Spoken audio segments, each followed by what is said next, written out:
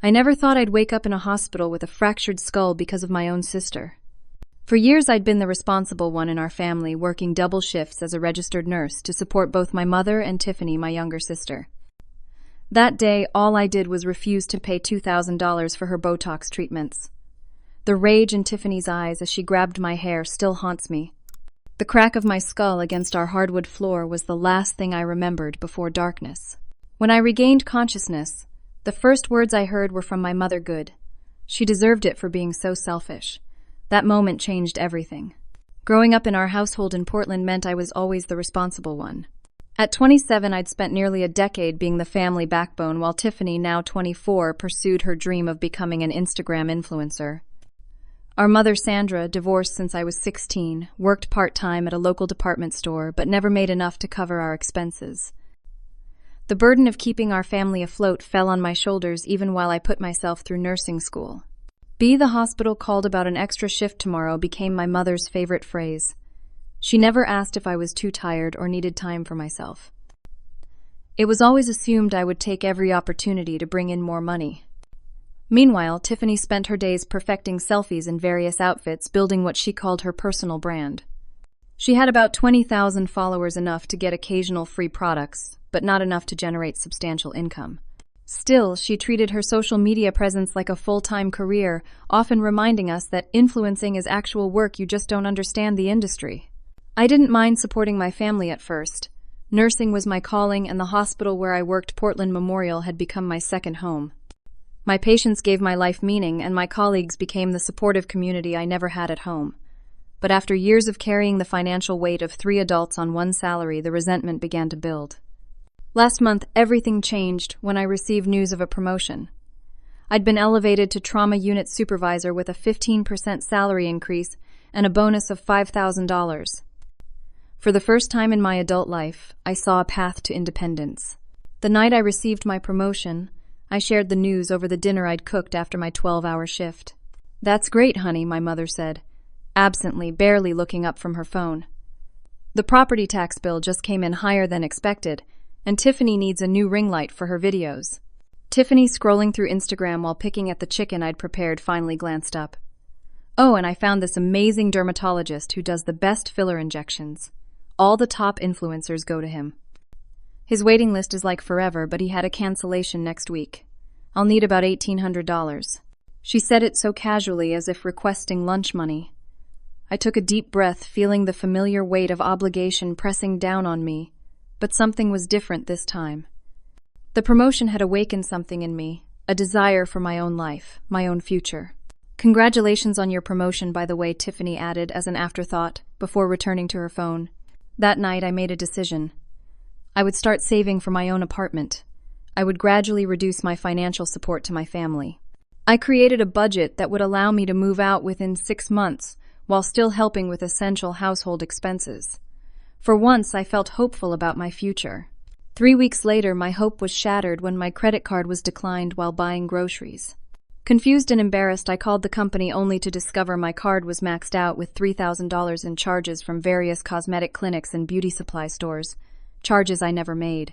When I got home, I found Tiffany admiring her freshly plumped lips in her vanity mirror.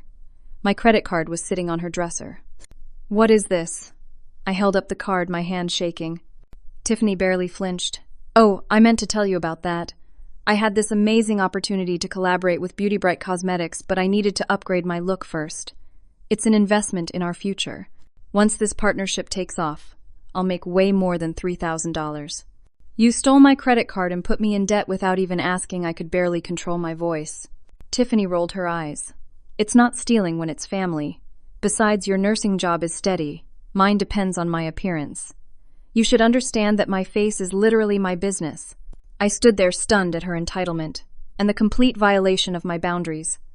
What hurt more than the theft was the realization that my own sister saw me as nothing more than an ATM with a pulse. My dream of independence suddenly seemed much further away. The next morning, I decided to address the credit card situation with both Tiffany and my mother present. I called in sick to work for the first time in over a year, knowing this conversation couldn't wait.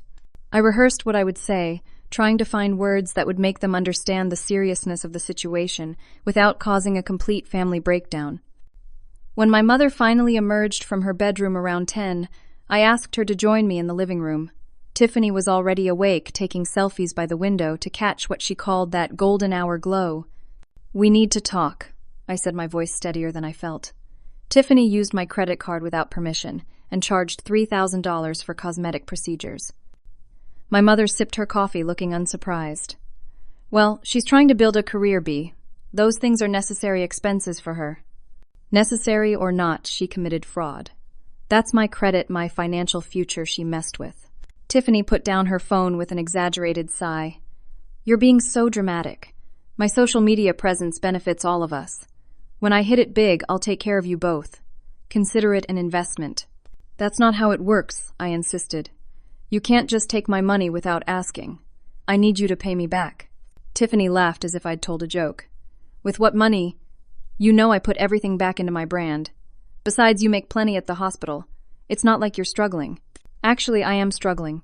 I have student loans, car payments, and I've been covering most of our household expenses for years. I was saving for my own place, but now I'm $3,000 further from that goal." My mother set down her coffee cup with a sharp clink. "Your own place. You're planning to abandon us, after everything we've done for you." The audacity of that statement left me speechless. Everything they'd done for me, I'd been supporting them both since I was 19. "I'm not abandoning anyone," I explained. "I'm 27 years old.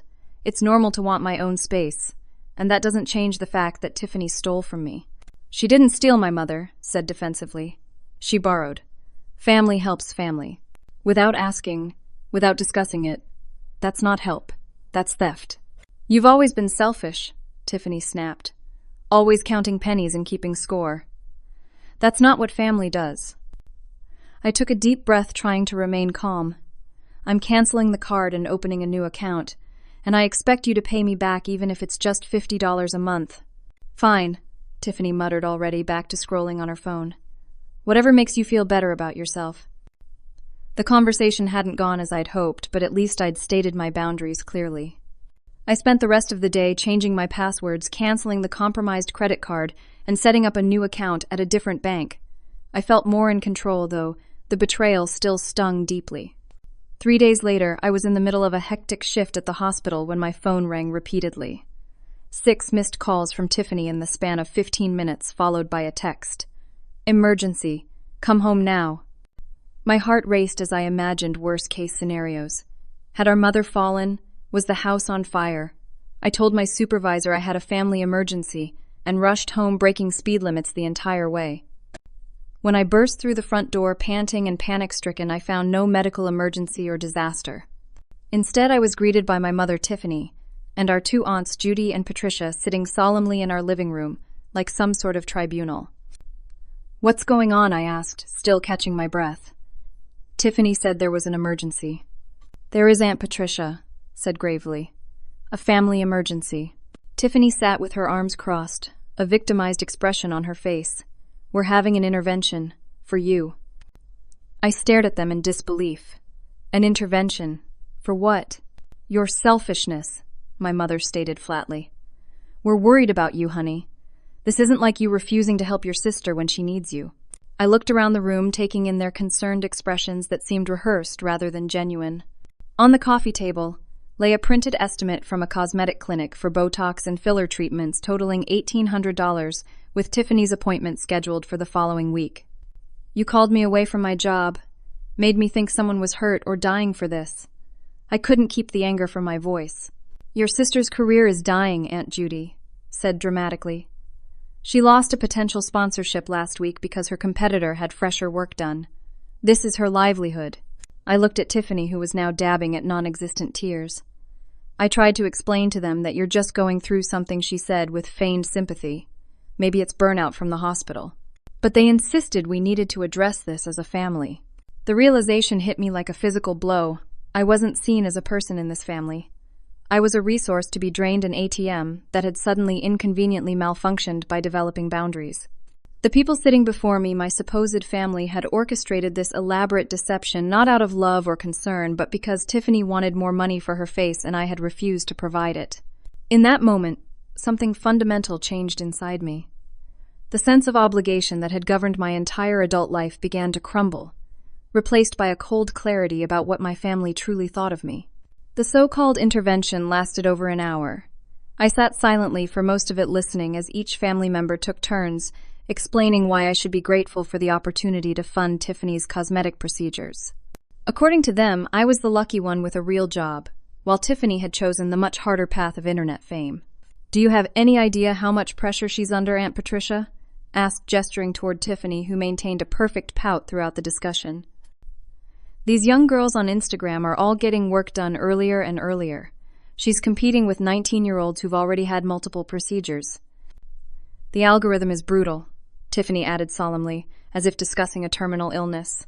"If I don't keep up with trends, I become invisible." When they finally ran out of ways to make me feel guilty, I spoke. "I understand Tiffany's work is important to her, but I'm not an endless source of money. I have my own expenses, my own future to think about. I simply can't afford to pay for cosmetic procedures right now." "Can't or won't," my mother challenged. "Both," I replied firmly. "I've already covered the rent, utilities, groceries, and most other household expenses for years. I've supported Tiffany's career choice without complaint. But elective cosmetic procedures crossed the line, especially after she took my credit card without permission." The room fell silent. My directness had clearly surprised them. They'd expected me to cave under pressure, as I always had before. "Fine," Tiffany eventually said, her voice cold. "I guess we know where your priorities lie." "I guess we do," I agreed, standing up. "Now, if you'll excuse me, I need to call my supervisor and see if I can salvage the rest of my shift."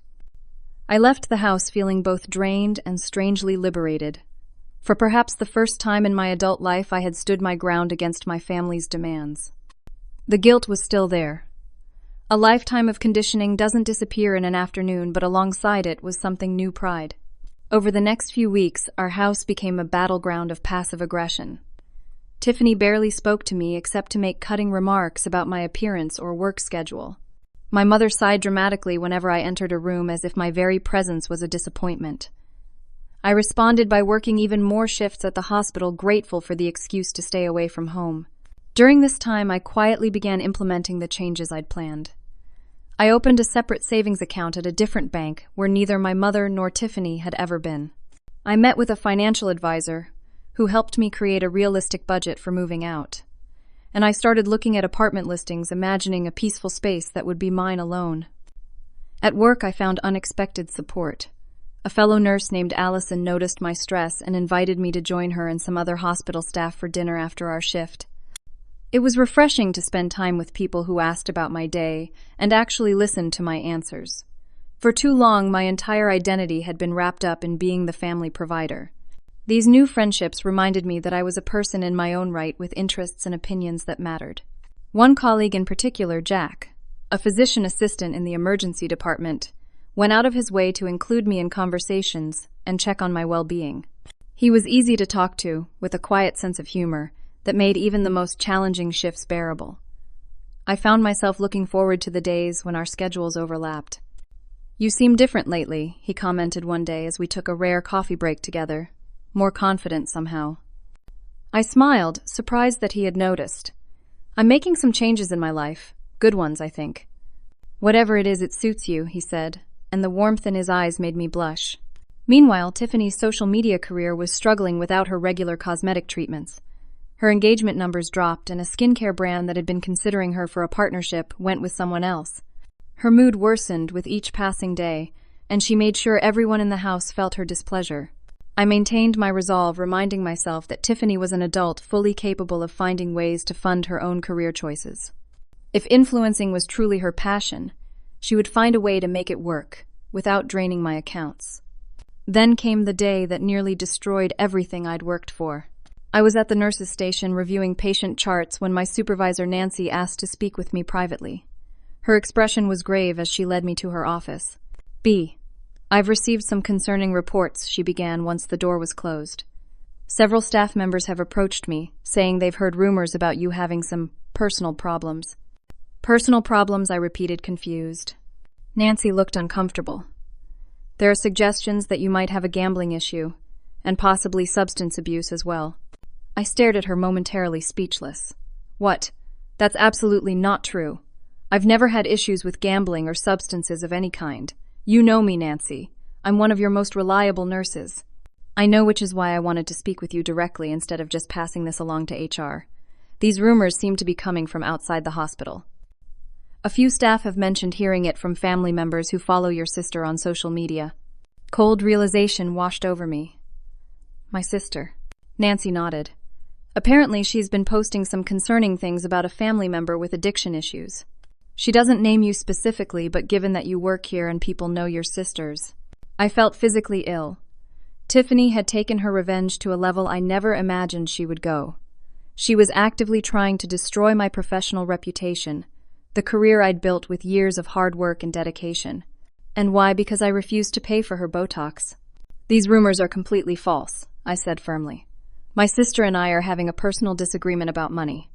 She's retaliating in the most destructive way she can think of. Nancy seemed relieved. I believe that might be the case. Your work has been exemplary, and we've never seen any signs of the behaviors being described. Still, I wanted to give you a heads up. Hospital administration takes these kinds of allegations seriously, especially for staff with access to medications. I understand. Thank you for bringing this to my attention. My voice remained steady, despite the rage building inside me. Would you like me to take a drug test? I'm happy to prove there's no substance in my system. That won't be necessary right now. Just be aware that these rumors are circulating. If they persist or escalate, we might need to address them more formally. I left Nancy's office with my hands shaking, not from fear but from fury. Tiffany wasn't just trying to manipulate me anymore. She was actively working to destroy the career I'd built, the only source of stability and pride in my life. This wasn't sisterly spite. It was calculated malice. As I tried to focus on my remaining patient rounds, my phone buzzed with a text from my cousin Thomas. Hey, just checking in. Heard about your gambling problem from Aunt Patricia. There are programs that can help, you know. No judgment. That was the moment I realized the rumors had spread beyond my workplace to my extended family. Tiffany wasn't just venting online. She was systematically contacting relatives, friends, anyone who would listen, spinning tales of my fabricated addictions to explain why I could no longer financially support her lifestyle. The thought of confronting her filled me with a cold dread, not because I was afraid of the conflict, but because I was afraid of what I might do or say in my anger. But I knew this couldn't wait. Tiffany had crossed a line that couldn't be uncrossed. Whatever fragile peace might have existed between us was now irrevocably shattered. That evening I drove home with a strange calm that belied the storm raging inside me. I'd spent the remainder of my shift mentally rehearsing what I would say to Tiffany, searching for words that would convey the magnitude of her betrayal without devolving into the kind of screaming match that would only reinforce her. False narratives about my stability. When I entered our house, I found Tiffany and my mother in the kitchen. Tiffany was showing Sandra something on her phone, both of them laughing in a way I hadn't heard in weeks. They fell silent when they noticed me. We need to talk, I said, my voice low and controlled. Tiffany rolled her eyes. Again, I'm kind of busy right now. Now, Tiffany, this isn't optional. Something in my tone must have registered because she put down her phone with a dramatic sigh. Fine. What is it this time? My supervisor called me into her office today. Apparently there are rumors circulating at the hospital that I have gambling and substance abuse problems. I stared directly at her. Rumors that seem to be coming from your social media accounts, and from you personally contacting people we know. Tiffany had the grace to look momentarily uncomfortable before her expression hardened. I never mentioned you by name. You didn't have to. Everyone knows we're sisters. Did you think about how these lies could affect my career? I'm a nurse. I handle medications. These kinds of allegations could cost me my license, my livelihood. Well, maybe you should have thought about that before you decided to be so selfish, Tiffany shot back. What was I supposed to tell people when they ask why I suddenly can't afford treatments anymore? That my sister, who makes plenty of money, decided to hoard it all for herself. You could have told the truth, that I'm not an unlimited source of funds, that you're an adult who needs to take responsibility for her own expenses. Literally anything other than fabricating addiction problems for me. My mother, who had been watching our exchange with narrowed eyes, finally spoke. B, you're overreacting. Tiffany is just venting her frustrations online. Everyone does that these days. Venting. She's systematically contacting my coworkers' families, spreading lies that could destroy my professional reputation. That's not venting, that's character assassination. "Oh, stop being so dramatic," my mother dismissed. "Your job is fine. They're not going to fire a nurse over some family gossip." Her casual dismissal of something so serious was the final straw. In that moment, I saw with perfect clarity that neither of them would ever understand or respect my boundaries. To them, I would always be the family resource expected to give and give until there was nothing left of me. "I can't do this anymore," I said quietly. "I'm going to stay with Allison for a while. I need space from both of you." Tiffany laughed, running away real mature B. "I'm not running away. I'm removing myself from a toxic situation before I say or do something I'll regret." I turned and walked to my bedroom, pulled out the emergency overnight bag I kept packed for unexpected hospital shifts, and added a few additional essentials. As I headed for the door, my mother called after me. "Don't you think you're being a little extreme? We can talk about this." "We've been talking for years. Nothing changes. I need time to think without being manipulated or gaslit." The word felt strange on my tongue, clinical and detached, but it accurately described what had been happening to me. "Fine, go," Tiffany spat. "But don't expect us to welcome you back with open arms when you realize you have nowhere else to go." Her words followed me out the door, a final attempt to shake my resolve, by preying on my deepest fear that without my family I would be utterly alone. But as I drove to Allison's apartment, I felt a weight lifting. For the first time in years, I was choosing myself, my well-being, my future. The guilt was there, of course, a familiar companion that wouldn't disappear overnight, but alongside it was something stronger: determination. Allison welcomed me without question, setting up her sofa bed and making tea while I explained the situation. "You can stay as long as you need," she assured me. "And for what it's worth, no one at the hospital believes those rumors. We all know you." Her simple statement of support brought tears to my eyes. Maybe I wasn't as alone as Tiffany wanted me to believe. The next 2 weeks passed in a strange blur of clarity and pain. I continued working my shifts, finding solace in the structured environment of the hospital. In my off hours, I viewed apartments, met again with my financial advisor, and spent time with my new friends, including Jack, whose quiet support became increasingly important to me. "My father was like your sister," he told me during one of our coffee breaks. "Always taking, never giving back." It took me years to understand that cutting him off wasn't selfish, it was survival.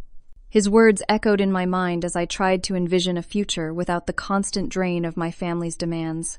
What would my life look like if I were truly free to pursue my own dreams, to use my resources for my own goals and happiness? Meanwhile, my absence was having its predicted effect at home. Bills were piling up. My mother left increasingly urgent voicemails about the electricity notice and overdue rent. Tiffany's messages alternated between angry accusations and attempts at manipulation, often referencing childhood memories in an effort to trigger my sense of familial obligation. After 16 days of silence, I received a different kind of call from my mother. Her voice was tearful, subdued. "B, honey, I've been doing a lot of thinking. I miss you. We both do. Tiffany feels terrible about what happened. She knows she went too far with those stories. Please come home so we can talk properly. As a family."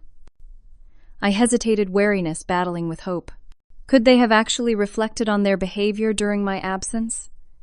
Part of me wanted to believe it was possible that they could see how their actions had hurt me, and were genuinely remorseful. "I don't know, Mom. A lot of damage has been done." "I understand, sweetie.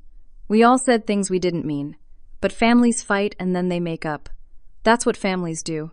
Just come home for dinner tomorrow. Tiffany's making your favorite lasagna." The mention of Tiffany cooking was surprising enough to pique my interest. My sister rarely set foot in the kitchen unless it was to take photos of food I had prepared. "Just dinner," I said firmly. "I'm not moving back in yet. I need to see real changes first." Of course. We just want to talk." The next evening, I drove to my family home with mixed emotions. Part of me hoped for genuine reconciliation, while another part remained on high alert, wary of falling back into old patterns. I'd spent too many years being manipulated to trust easily now. When I arrived, the house smelled of garlic and tomato sauce. Tiffany greeted me at the door, her expression contrite. "Hey," she said softly. "Thanks for coming." I nodded, following her into the dining room where the table was set with our best dishes, the ones usually reserved for Christmas dinner. My mother emerged from the kitchen carrying a bubbling lasagna that she set in the center of the table. "It's so good to have you home, honey." she said, embracing me briefly before taking her seat. The dinner began awkwardly with careful small talk about the weather and neighborhood gossip. Then after we'd each taken a few bites, Tiffany cleared her throat. I want to apologize, B. The things I said online, the rumors, it was wrong. I was just so angry that you stopped helping me when I needed it most. But I shouldn't have lied about you. I studied her face, trying to gauge her sincerity. Those weren't just lies, Tiffany. They could have seriously damaged my career. I know, she admitted, looking down at her plate. I wasn't thinking clearly. I was just so focused on maintaining my image online. I didn't consider how it would affect you in real life. And I'm sorry too, my mother added. I should have been more understanding about your need for independence. Of course you should save for your own place. You're a grown woman. Their apologies sounded rehearsed, but not entirely insincere. I wanted to believe they meant what they were saying, that they finally understood how their behavior had affected me. I appreciate you both saying that I said carefully. I hope we can find a healthier way to relate to each other going forward, one with clearer boundaries and more mutual respect. Absolutely, my mother agreed quickly. We've had a lot of time to reflect while you've been gone. Things are going to be different now. The rest of the dinner passed pleasantly enough. We avoided sensitive topics, focusing instead on neutral subjects like TV shows and neighborhood news. By the time dessert was served, I felt cautiously optimistic. Maybe this separation had been exactly what we all needed to reset our relationship. After dinner, I helped clean up while Tiffany made coffee. As I was putting away the last of the dishes, I noticed my mother's purse on the counter slightly open. A piece of paper caught my eye, a past due notice for the electricity bill stamped with a final warning. Frowning, I continued into the living room where my mother and Tiffany were waiting with coffee. I took my cup and sat down, the warmth of reconciliation beginning to cool as I considered the bill I'd seen. Is everything okay with the household finances? I asked directly. My mother and Tiffany exchanged a quick glance that immediately raised my suspicions. We're managing, my mother said evasively. Things have been a little tight with you gone, but we're figuring it out. I nodded slowly, taking a sip of my coffee. Something felt off about this entire evening, about their sudden contrition and eagerness to make amends. As much as I wanted to believe they'd had a genuine change of heart, experience had taught me to look deeper. I'm going to use the bathroom, I said, setting down my cup.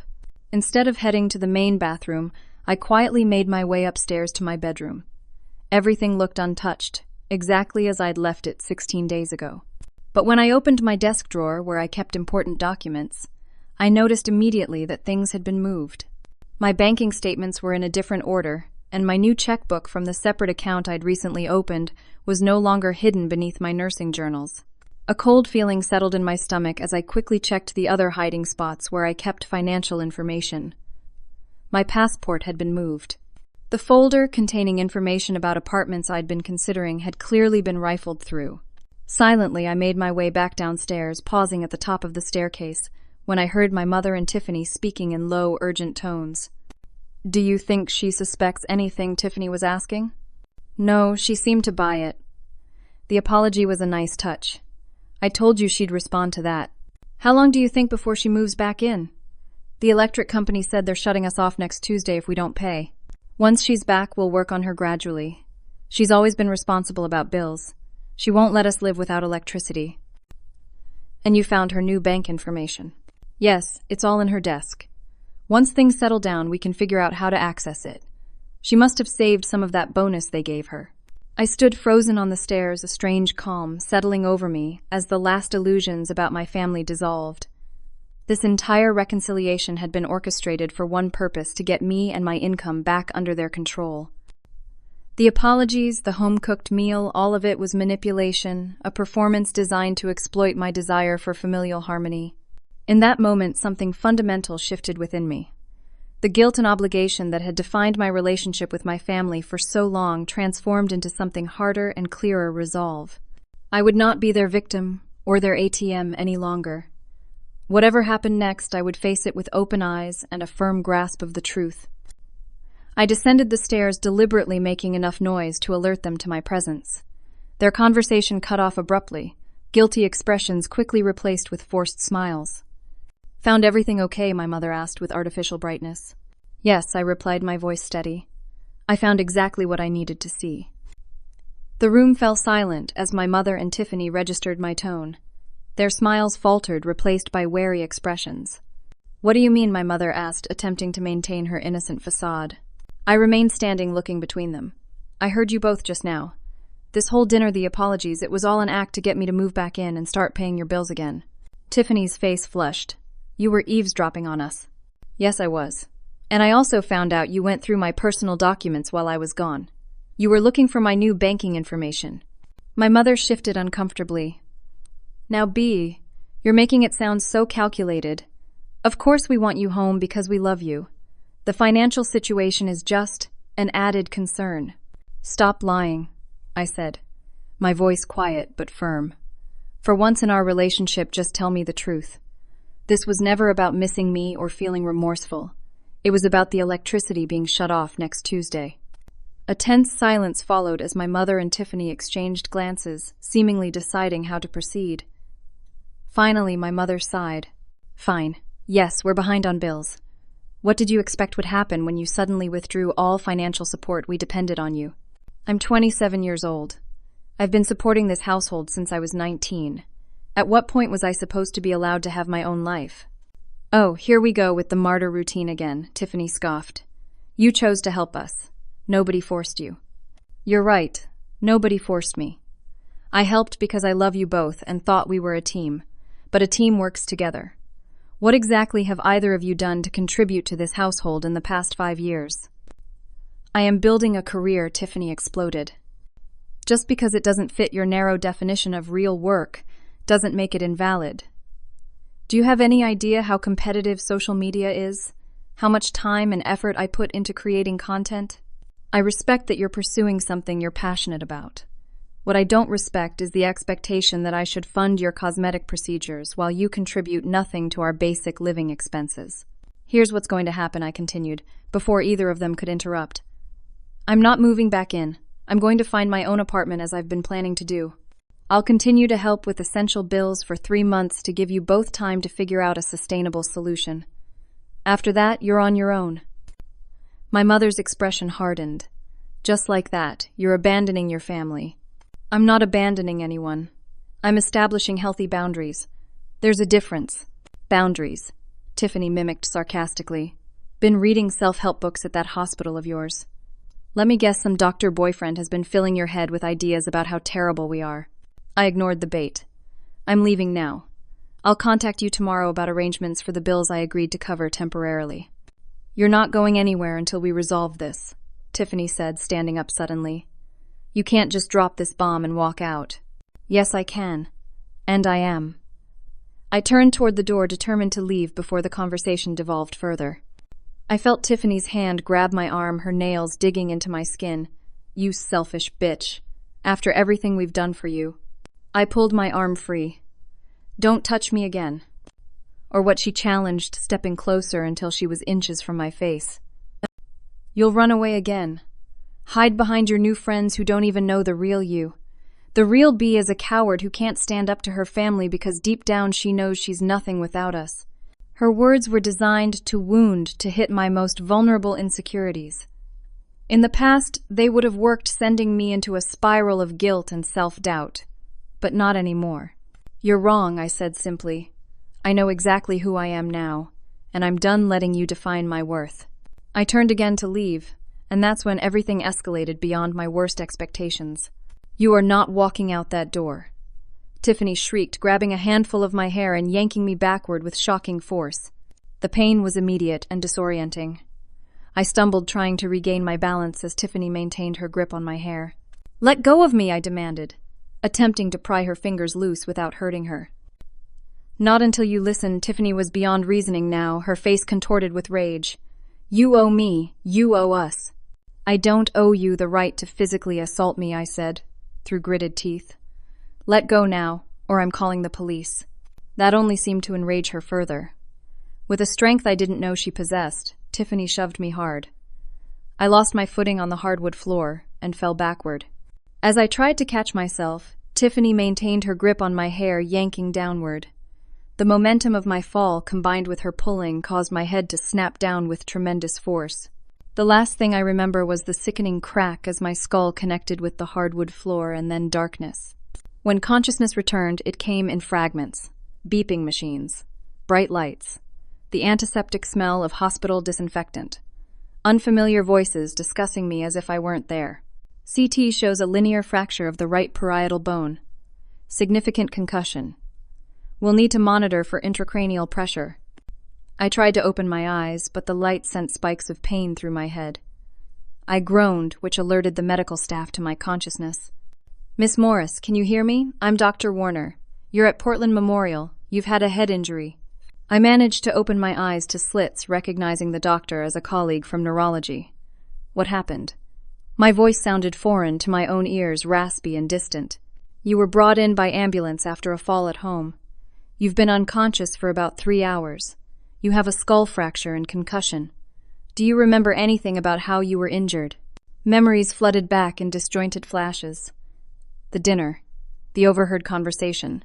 Tiffany grabbing my hair. The fall. My sister, I whispered. We were arguing. She grabbed my hair and pushed me. I hit my head on the floor. The doctor's expression remained professionally neutral, but I caught the quick glance he exchanged with the nurse. I see. The police will want to take your statement when you're feeling up to it. Your mother and sister are in the waiting room. They've given a somewhat different account of events. A cold feeling spread through me. Different how? They indicated you were intoxicated and fell during an argument that you initiated. Given that you're one of our nurses and these allegations are serious, I've requested a toxicology screen as part of your workup.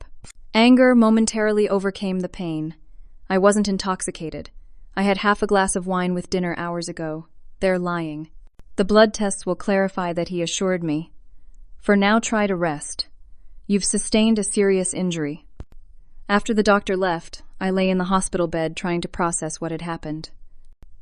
My own sister had assaulted me severely enough to fracture my skull, and then she and my mother had lied to cover it up, attempting to damage my professional reputation in the process. The betrayal was so profound it felt like a physical wound alongside my actual injuries. I must have drifted off, because the next thing I knew I was awakened by voices near my bed. Opening my eyes slightly, I saw my mother speaking with a different doctor, one I didn't recognize. As I explained, the skull fracture is concerning, but the CT doesn't show any bleeding in the brain, which is positive, the doctor was saying. We'll need to keep her for observation for at least 48 hours. My mother nodded, her expression appropriately, concerned for the doctor's benefit. Thank you, doctor. My daughter has been under a lot of stress lately. She's had some problems with substances. We've been trying to get her help. The bold lie stunned me, but I kept my eyes nearly closed, pretending to still be asleep. The toxicology screen came back clean, the doctor replied. There were no substances in her system. My mother's response chilled me to the core. Well, that's something at least. Though honestly, doctor, given how she's been behaving lately, treating her family so terribly, maybe this knock on the head will straighten her out. Might be the wake-up call she needs. I'm sorry, the doctor sounded confused. I'm just saying sometimes people need a harsh lesson to appreciate what they have. She's been threatening to abandon her family, you know, after everything we've done for her. Mrs. Morris, the doctor said carefully, your daughter has a fractured skull. This is a serious injury that could have been fatal or caused permanent brain damage. My mother shrugged. She's always been dramatic. I'm sure she'll use this to play the victim even more. I need to check on other patients, the doctor said, clearly uncomfortable with my mother's attitude. The nurse will update you if there are any changes. As the doctor's footsteps receded, I continued to feign sleep, afraid of what might happen if my mother realized I'd overheard her. I felt her presence move closer to my bed. I know you can hear me, Bee, she said quietly. This is what happens when you turn against your family. Remember that when you wake up. She moved away, and I heard the door to my room open and close. Only then did I allow myself to open my eyes, fully, tears streaming down my face. The physical pain of my injury was nothing compared to the realization that my own mother saw my suffering as justified punishment for asserting independence. A few minutes later, the door opened again. I quickly wiped away my tears, expecting my mother to return. Instead, it was a different doctor, one I recognized from the emergency department. Miss Morris, I'm Dr. Reynolds. How are you feeling? Like someone fractured my skull, I replied, attempting a weak smile. I just reviewed your chart. I wanted to let you know that your toxicology screen came back completely clean as expected. He lowered his voice. I also wanted to inform you that there was an unusual interaction just now at the nurse's station. Your mother was overheard telling your sister that, and I quote, she deserved what she got for being selfish. When the charge nurse informed her about the severity of your skull fracture diagnosis, your mother's response was, good. My breath caught. Even knowing how my mother felt hearing that she had expressed such sentiments publicly was shocking. That conversation was recorded on the hospital's security system, Dr. Reynolds continued. Given the nature of your injuries and this concerning behavior, we've notified hospital security to restrict your visitors for your safety. Would you like us to contact someone else for you? A friend or other relative, perhaps? Through my pain and distress, I felt a flicker of gratitude for this doctor's intervention. Yes, please. My colleague Allison Parker from the trauma unit, and maybe Jack Thompson from the emergency department. Dr. Reynolds nodded. I'll have someone contact them right away. And B, the police will need your statement, but only when you're ready. In the meantime, try to rest. After he left, I closed my eyes again, but not to sleep. For the first time, I was seeing my family situation with complete clarity, stripped of the emotional manipulation and obligation that had clouded my judgment for so long. Whatever happened next, I knew one thing for certain. I could never go back to that house or that life again. The bridges weren't just burned. They had been obliterated. And despite everything, despite the physical pain and emotional trauma, a small part of me felt something unexpected relief. The next 48 hours passed in a blur of medical tests, pain medication, and fitful sleep. My concussion symptoms made it difficult to focus for long periods, but in my lucid moments, I began to formulate a plan for what would happen when I was discharged. The thought of facing my family again filled me with both dread and resolve. True to his word, Dr. Reynolds had contacted Allison and Jack. They both visited separately, bringing small comforts like my own toiletries and a change of clothes. Neither asked for details I wasn't ready to share, but their quiet support was a lifeline I clung to. During Jack's second visit, he sat beside my bed, his expression serious. B, I hope you don't mind, but I took the liberty of contacting my cousin Megan. She's an attorney who specializes in family abuse cases. If you want to talk to her, she's willing to meet with you here at the hospital. An attorney. The word felt heavy, making everything suddenly more real. Taking legal action against my own family seemed both necessary and heartbreaking. Just to know your options, Jack clarified. No pressure to do anything. But, given what happened, he gestured vaguely toward my bandaged head. I nodded slowly, mindful of the pain that still radiated through my skull with any movement. Yes, I'd like to talk to her. Thank you. The following afternoon, Megan Thompson arrived during visiting hours. In her mid-30s, she carried herself with a quiet confidence that immediately put me at ease. After brief introductions, she got straight to the point. Jack gave me a general overview of the situation, but I'd like to hear what happened from you if you're feeling up to it. I recounted the events leading up to my injury as clearly as I could, from the long history of financial exploitation to the final confrontation that had left me hospitalized. Megan took notes, occasionally asking for clarification, but mostly just listening attentively. Based on what you've told me, she said when I finished, you have grounds for several legal actions. First and most immediate is a restraining order against your sister for assault. The skull fracture elevates this from a misdemeanor to a potential felony assault charge.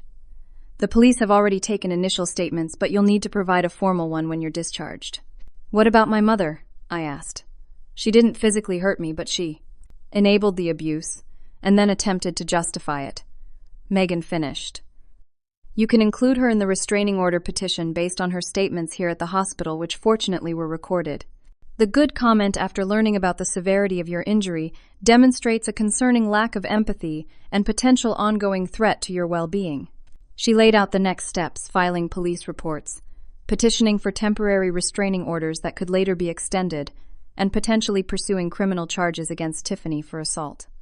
The process sounded overwhelming, but Megan assured me she would help navigate it. One more thing to consider, she added.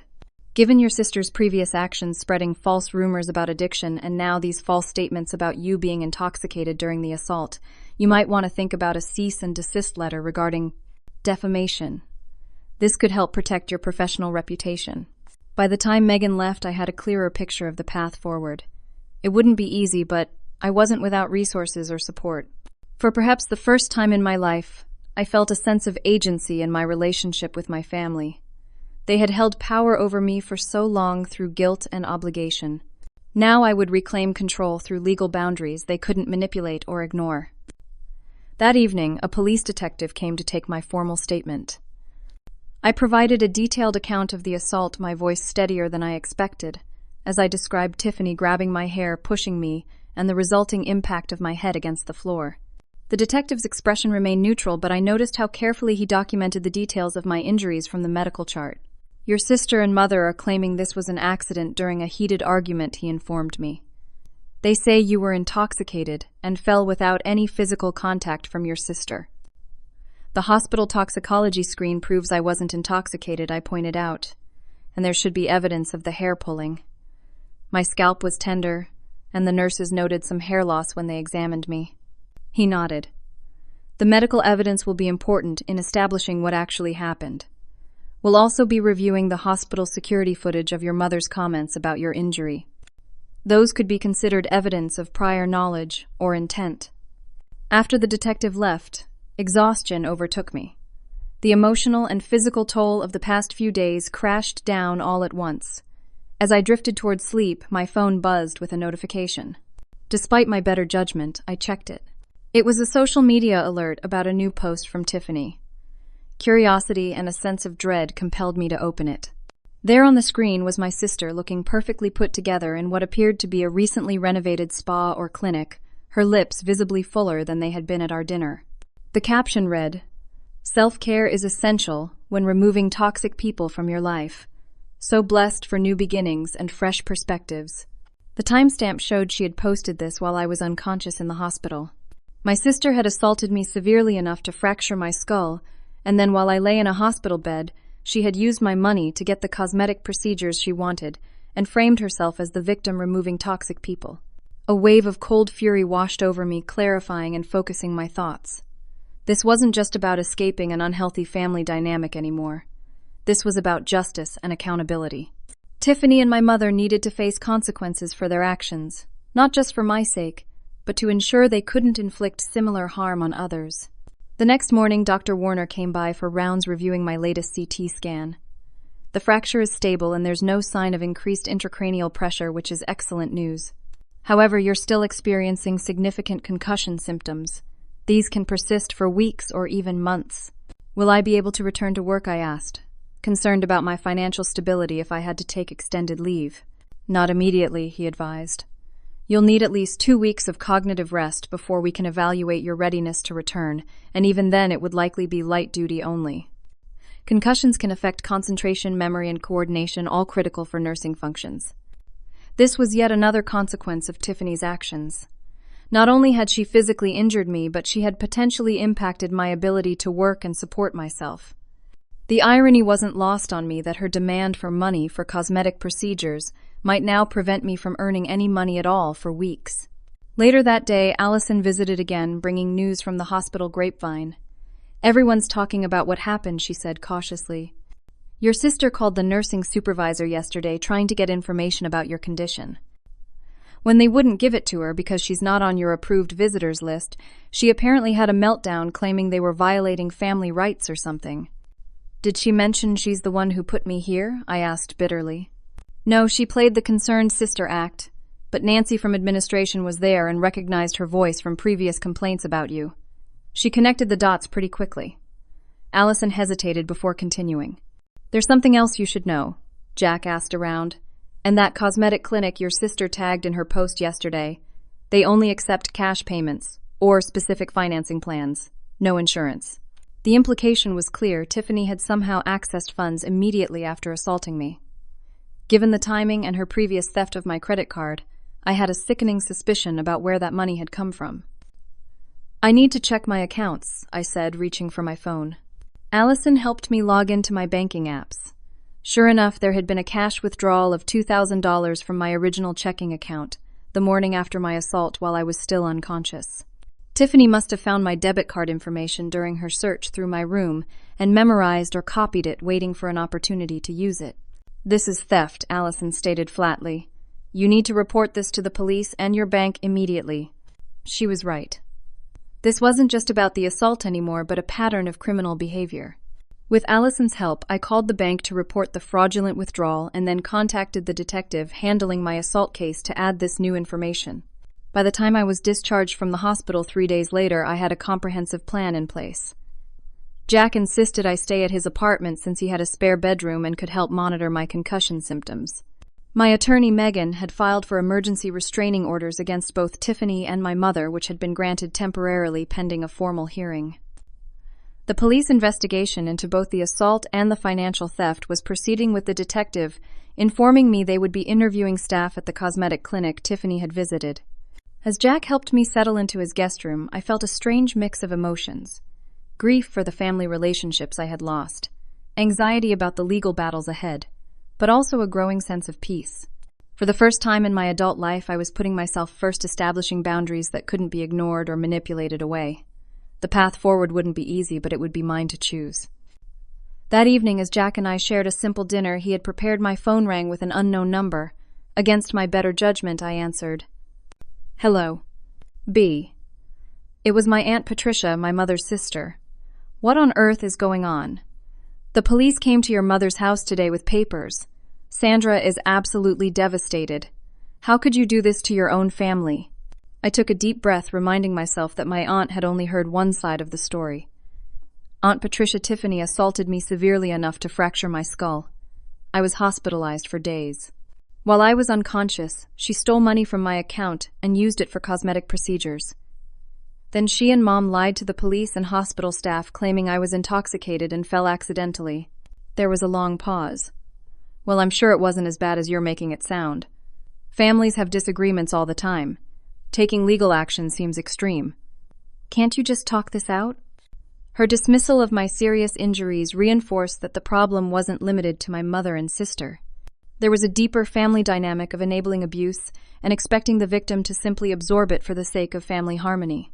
"No, Aunt Patricia, we can't just talk this out. My skull is fractured. I have a brain injury that might affect my ability to work. This isn't a disagreement, it's assault and theft." "But they're your family," she insisted, as if that single fact negated everything else. "Family forgives. Forgiveness doesn't require me to put myself in danger." I replied, my voice steady, despite the emotions churning inside me. I'm done being exploited and abused in the name of family obligation. After ending the call, I sat quietly processing the interaction. Jack, who had overheard my side of the conversation, gave me space before finally speaking. "You okay?" he asked simply. I considered the question carefully. Was I okay? My head still throbbed with pain. My future felt uncertain. I had essentially lost my entire immediate family. And yet, "I think I will be," I answered truthfully. "For the first time, I'm making decisions based on what's actually best for me, not what everyone else demands of me. It hurts, but it also feels right." Jack nodded, understanding in his eyes. The hardest boundaries to set are often the most necessary ones. As we finished our meal, I realized that despite everything, I was beginning to see a way forward. My sister had fractured my skull, but in doing so, she had inadvertently broken something else. The chains of guilt and obligation that had bound me to a toxic family system for far too long. The healing ahead would be challenging, but it would be genuine healing, not just a return to the same patterns of abuse and exploitation. In the days that followed, I focused on my physical recovery while slowly building the foundation for my new, independent life. With each small step, from filing police reports to researching apartments I could afford on my own, I was reclaiming my agency and self-respect. The journey would be long, but for the first time I was walking a path of my own choosing. 6 weeks after the assault, I stood before Judge Eleanor Martinez in the county courthouse, my attorney Megan at my side. The hearing to extend the temporary restraining orders against Tiffany and my mother had finally arrived after 2 postponements requested by their lawyer. My injuries had healed enough that I no longer needed bandages, though I still suffered from occasional headaches and fatigue, common post-concussion symptoms that my neurologist assured me would eventually subside. Across the courtroom sat my sister and mother, both dressed conservatively, their expressions a practiced blend of hurt and indignation. Beside them was their attorney, a silver-haired man who had already attempted to portray me as an ungrateful daughter manufacturing claims to punish my family for unspecified grievances. Miss Morris, Judge Martinez addressed me directly. Please describe the events of February 12th that led to your injuries, and this restraining order request. Taking a deep breath, I recounted the entire sequence: the manipulative dinner, the overheard conversation, revealing their plans to access my banking information, the confrontation when I tried to leave, and finally, Tiffany grabbing my hair and slamming my head against the floor with enough force to render me unconscious and fracture my skull. Your Honor, Megan then said, I'd like to present the medical records documenting Miss Morris's injuries, the hospital security footage capturing Mrs. Sandra Morris's disturbing comments about her daughter's condition, and bank records showing the unauthorized withdrawal from Miss Heveren's 5. Morris's account while she was hospitalized corresponding exactly to the amount charged by Luminous Aesthetics Clinic the following day for services rendered to Tiffany Morris. One by one, the evidence was presented: CT scans showing the clear fracture line across my skull, the toxicology report proving I had no substances in my system despite my family's claims, and perhaps most damning, the security footage from the hospital showing my mother's callous response to news of my fractured skull. The courtroom fell silent as the video played my mother's voice, clear and unmistakable. Good. She deserved what she got for being selfish. I watched as my mother shifted uncomfortably in her seat, unable to meet anyone's eyes as her own words condemned her. Tiffany maintained her composed facade, but I could see the tightening around her newly plumped lips, a cosmetic procedure paid for with money stolen from me while I lay unconscious from her assault. Their attorney attempted to mitigate the damage, suggesting the comment was taken out of context and made under extreme stress. But Judge Martinez's expression made it clear she wasn't persuaded. When it came time for Tiffany and my mother to present their side, their stories had shifted significantly from their initial claims. Gone were the allegations of my intoxication, impossible to maintain in the face of the hospital toxicology report. Instead, Tiffany now claimed she had merely grabbed my arm to prevent me from leaving during an important family discussion, and that I had lost my balance and fell. Miss Morris, Tiffany's attorney, addressed me during cross-examination. Isn't it true that you've had a history of resentment toward your sister because of her growing social media success? Megan objected immediately. Irrelevant and assumes facts not in evidence. There's no documentation of any success that would provoke resentment.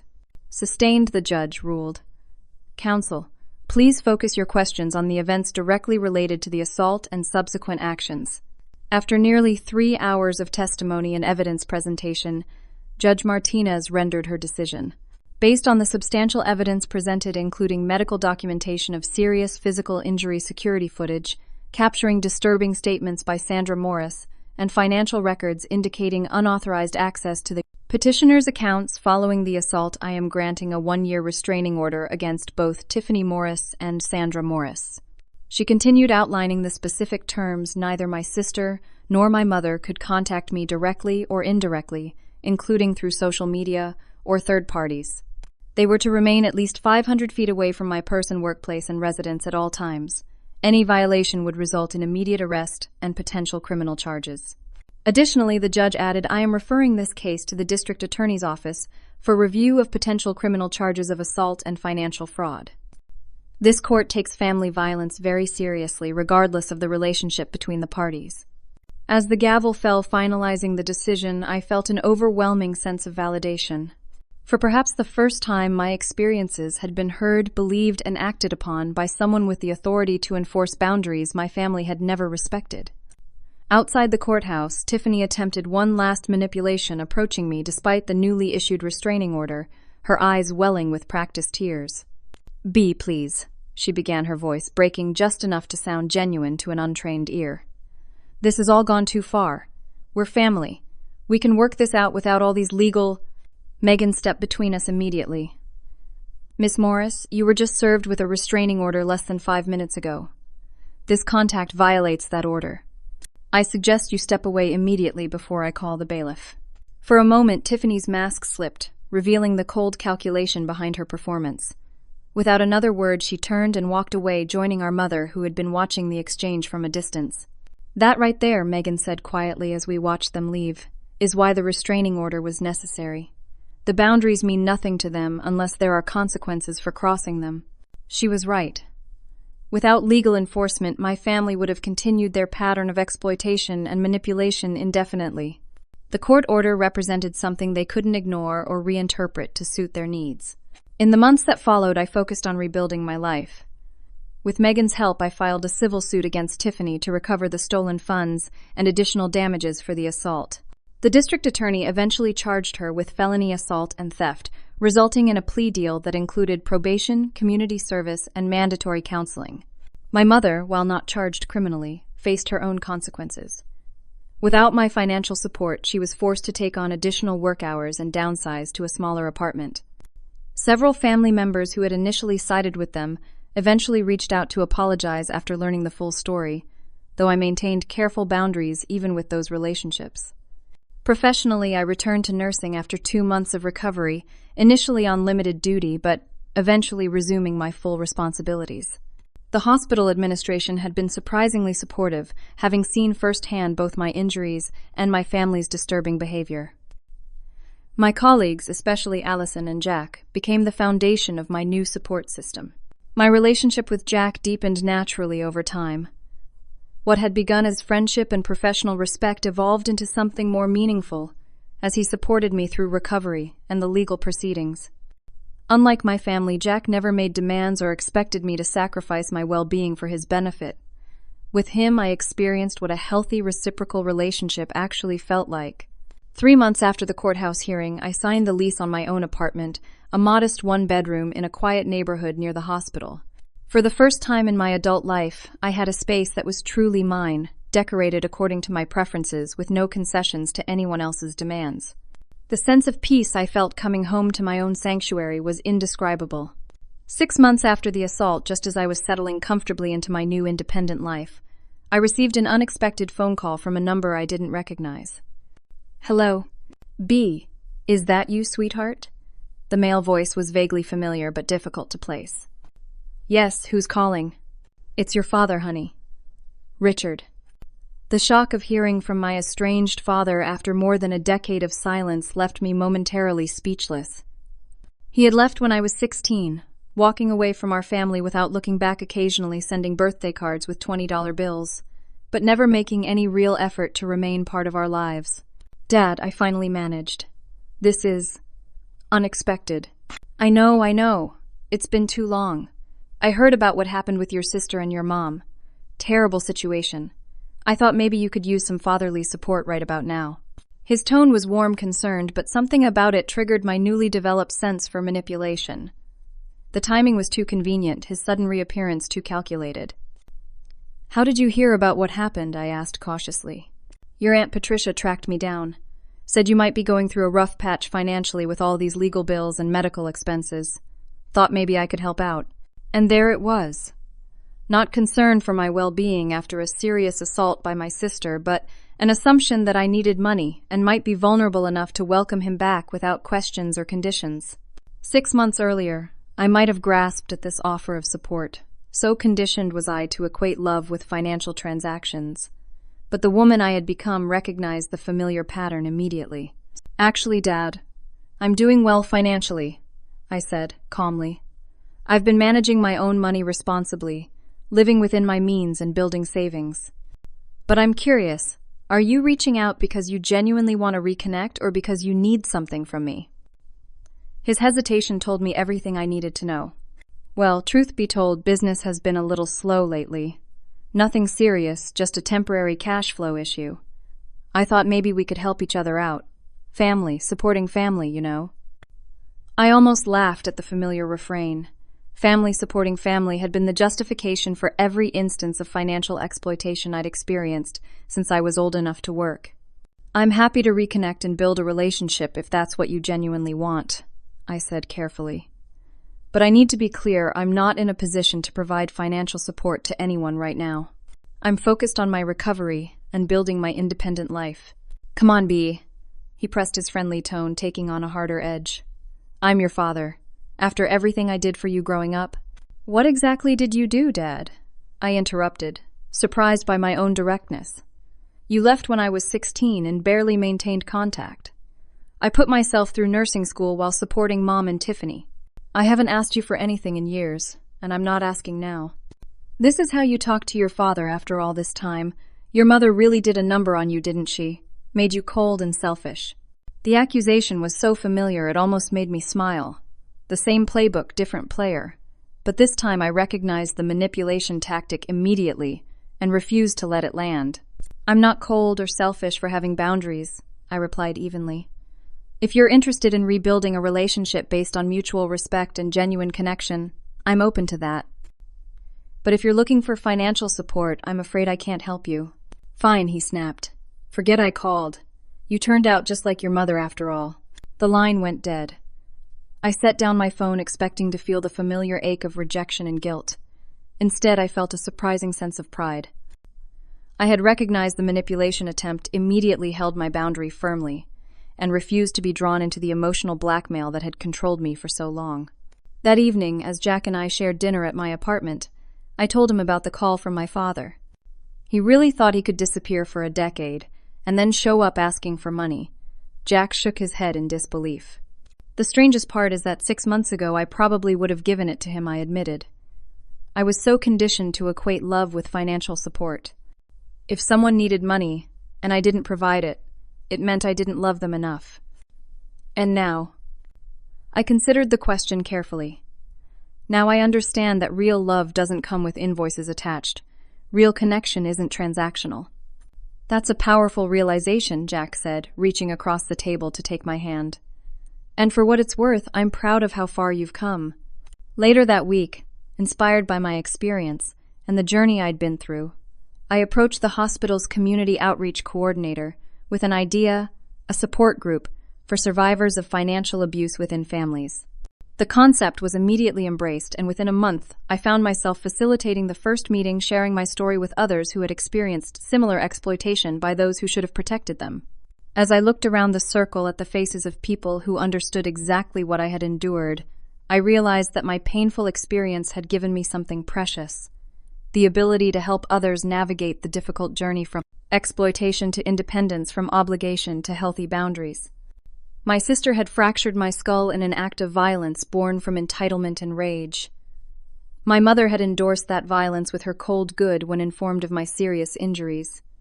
But in breaking my body, they had inadvertently freed my spirit from the chains of manipulation and exploitation that had bound me for so long. The physical healing had been challenging, but the emotional recovery had transformed me.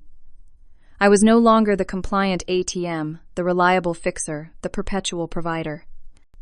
I was B. Morris, a woman who knew her worth extended far beyond what she could give to others, a woman who understood that genuine love empowers rather than depletes, a woman who had finally learned that the most important relationship to nurture was the one with herself. The irony wasn't lost on me. In their attempt to force me back into the role of family financier, my sister and mother had permanently lost access to the support I had provided for years. Their greed and entitlement had cost them far more than they had ever hoped to gain. And while I would never thank them for the trauma they inflicted, I could acknowledge that their actions had ultimately catalyzed my journey to true independence and self-respect. Looking back, I can see that the hardest part wasn't setting the boundaries or even enforcing them legally. The hardest part was recognizing that I deserved better, that I was worthy of respect, consideration, and genuine love. That lesson had come at a high price, but it was one I would never forget or abandon again. Have you ever had to set difficult boundaries with family members who treated you more like a resource than a person? I'd love to hear your experiences in the comments below. Remember that recognizing your own worth is the first step toward healthier relationships. If my story resonated with you, please like this video, subscribe to the channel for more real-life stories, and share with someone who might need to hear that it's okay to prioritize their own well-being. Thank you for listening to my journey, and I wish you strength and clarity on your own path to healthy relationships built on mutual respect rather than exploitation.